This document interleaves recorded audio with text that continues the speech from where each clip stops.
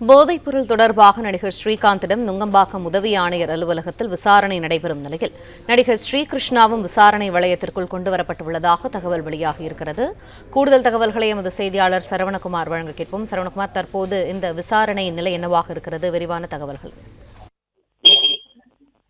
நுங்கம்பாக்கம் பகுதியில ஒரு பாரில் நடந்த ஒரு மோதல் தொடர்பாகத்தான் பிரசாத் என்பவர் கடந்த மாதம் கைது செய்யப்பட்டார். இவர் அதிமுகவிலிருந்து ஐடி விங்ல பொறுப்பில் இருந்தவர். அவர் அந்த கட்சியிலிருந்து அடிப்படை உறுப்பினர் பொறுப்பிலிருந்து கூட நீக்கப்பட்டு விட்டார்.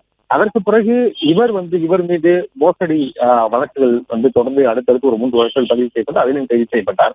பிறகு இவருடைய செல்போன் தொடர்புகளை வைத்து விசாரிக்கும் பொழுது போதைப் பொருள் கும்பலுடன் தொடர்பு இருப்பதாக கண்டுபிடிக்கப்பட்டு அதன் அடிப்படையில பிரதீப் குமார் மற்றும் கானா நாட்டை சேர்ந்த ஜான் என்ற ஒரு நபர் இந்த 2 நபர்களை கைது செய்தார்கள். அவர்கள் கொக்கைன் போதைப் பொருளை பிரசாத் மூலமாக இவர்கள் கொண்டு இங்கு நிறைய பேருக்கு சப்ளை செய்திருக்கிறார்கள் என்பதெல்லாம் அடுத்தடுத்து கண்டுபிடிக்கப்பட்டது.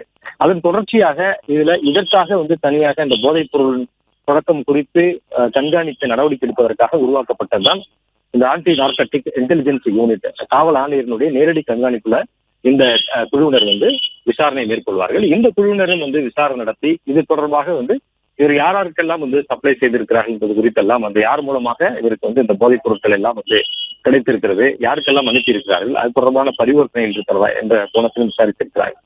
அது மட்டும் இல்லாமல் நுங்கம்பாக்கம் போலீசாரும் இது தொடர்பாக பிரசாத்தினுடைய செல்போன் விவரங்களையும் அவருடைய வங்கி கணக்கு விவரங்களையும் கைப்பற்றி விசாரித்திருக்கிறார்.